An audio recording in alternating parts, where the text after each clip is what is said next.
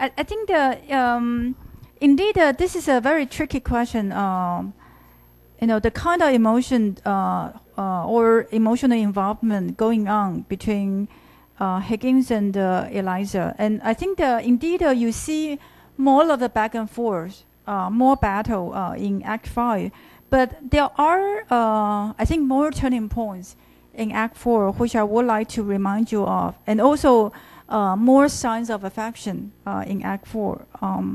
Let me show it to you. Okay, I think what upsets Eliza is the fact that they don't ask what she feels.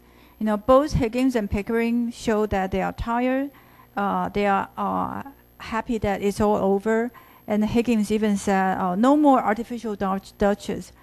So, for her, for them, Eliza at the embassy party was only an artificial duchess, nothing more.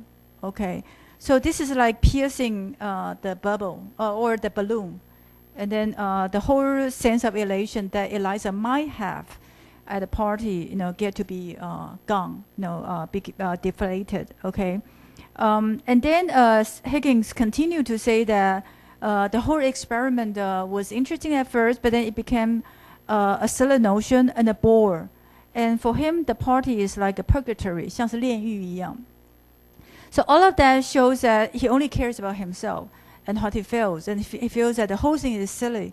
He doesn't even praise Eliza for her achievement. Okay, and then Pickering likewise just talk about the feeling how good it is to do things well and to be professional. So Higgins, Pickering also comment on their own achievement, but not Eliza's. Okay, and then Higgins towards the end gives command as usual, telling Eliza that she should tell Mrs. Pierce something, and then he comes back only for the slippers, but not to ask what Eliza feels.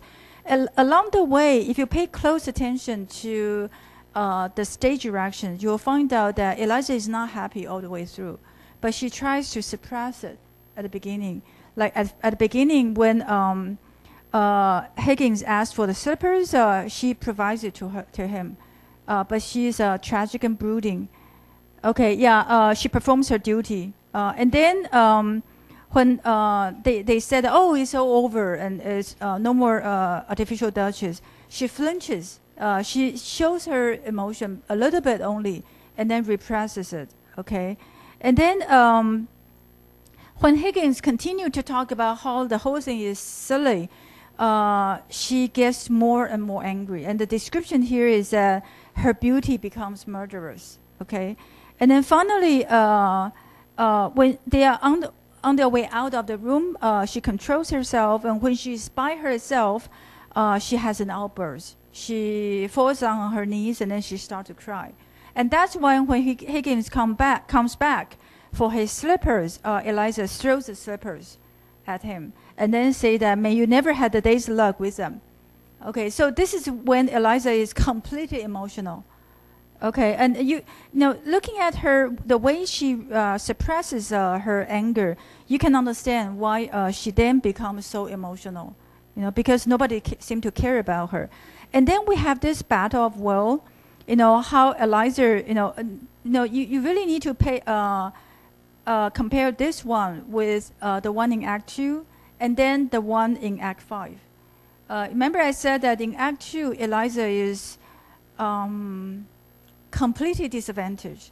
Higgins take the upper half in the whole battle, in the whole discussion. Although Eliza was the one to take the initiative to want the education, but all the way through she couldn't understand what Higgins was talking about. But here Eliza understands.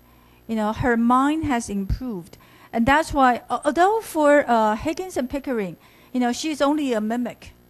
When the two of them talk at the same time, they only talk about how well she mimic different things. 她就是只是会模仿. They never pay attention to her feelings or her mind, how her mind has also improved. Okay, so here when Eliza is emotional, she first attacks Higgins with her slippers, and then with her claws, and then with the questions about her future. And at the beginning, Higgins is all defensive and dismissive. He's astounded. He wonders what happened. And when Eliza attacks him with her hands, he's a bit uneasy because this is not what should happen between a gentleman and a lady. Okay, and when Eliza starts to ask questions, this is when Eliza starts to talk sense, and then Higgins becomes his lofty self, 高高在上. So he starts to, at the beginning he claims his credit, and then when Eliza asks about her future, he first defends your treatment of her. So he asks, have we ever been unfair to you? Blah blah blah. Okay, and then he's dismissive, saying that there's nothing to worry about. Okay, and finally, Eliza consistently asks about the futures, and then he offers solutions. And in the middle part, on page, before he starts to offer the solutions, I think there is a very subtle turning point on page 82. Here he said, this is when he knows what Eliza is concerned about. Okay, and then the speech starting with the stage direction, enlightened but not at all impressed. Oh, that's what's worrying you, is it? Okay, so this is where he condescends, 就是有点高高在上去屈就，然后去解决这个问题。Okay, I shouldn't bother about it if I were you. I should imagine you would have won't have much difficulty in settling yourself somewhere or other, though I hadn't quite realized that you were going away. Okay, so this is where Higgins seemed to reveal a little bit of his emotion, but he quickly turns his attention to the food. I think this is a way for him to disguise himself or to not become emotional. So he goes to take an apple and then eats it and enjoy eating it when Eliza looks quickly at him. Okay, so I think Eliza recognizes a tiny revelation of emotion, and then but then Higgins does not continue to show it.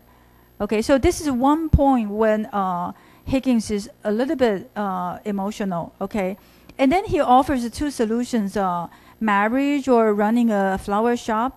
All the way through, when he offers the two solutions, he's very dismissive. They seem to be very easy. And then he said, "Oh, I'm tired, and where are my slippers?" And then he is about to leave. This is when Eliza starts to attack. So I think that you need to pay close attention to when Eliza starts to win the argument. And this is a point when he attacks by asking about the property issue, who's to belong to whom. And also at this point on page 83, Higgins gets to be shocked and hurt, when Eliza asks about the next girl. And also pay close attention to the stage direction on page 84. About 10 lines from the top. Drinking in his emotion like nectar and nagging him to provoke a further supply. So Eliza purposely makes Higgins emotional. But for what? I think this is a question that we should be asking and answering next time. What kind of attention or what kind of respect does Eliza want? Has Eliza ever thought about becoming a lover to him? Because especially in Act 5, Higgins does recognize Eliza's values and wants to be an equal to her, but still in some terms that are not satisfactory to Eliza. But why? What does she really want? Or does she really know what she wants? I think you need to read Act 5 closely, and then also the postscript to find out the different possible interpretations. Okay, so this is the sequence of twists and turns in Act 4, and there are some emotional expressions But the emotional expressions is not in the signs of affection. For instance, at the beginning, this is a very, very famous statement by Higgins. When Eliza says that I want the bed, and then Higgins said, calls her, "You presumptuous insect." Okay, so this is when Higgins is still very condescending, seeing Eliza as just his creature. Okay, and then when Higgins argues that there's nothing to worry about, he just sees Eliza as being emotional and subjective. So that's another point where he responds in a way that is offensive to Eliza. And that's why Eliza gets to be more and more active. And then she first, when she talks about not selling herself, I think this is where Eliza is very wise.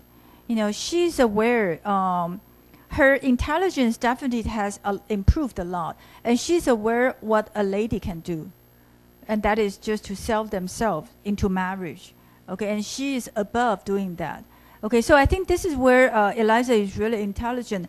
And then when she talks about what belongs to whom, I think she takes account of middle-class mentality. And that's something that Higgins will later refute. Because later in Act 5, Eliza will say that I'm not going to be nice to one person who is nice to me. And then Higgins said that, oh, this is commercial principle.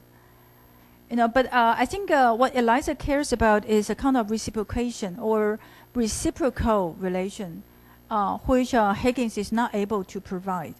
Okay, but what does Eliza really want Higgins to reciprocate? To reciprocate 是回报。他到底要什么样一种回报？其实这个是很多可以讨论的哈。Okay, so this is what I would like you to pay close attention to. The really subtle switch and changes. And then when we get to Act 5 and the ending, the postscript, I think the very interesting question that you can all think about is whether you want to marry one person who is weaker than you or one who is stronger than you. One reason Bernard Shaw gives at the end in postscript is that Eliza chooses to marry one person who is weaker than her, but who loves her. Okay, so make sure that you read Bernard Shaw's description. Also, the other thing he says about Higgins, and that's all about Higgins' relation with his mother.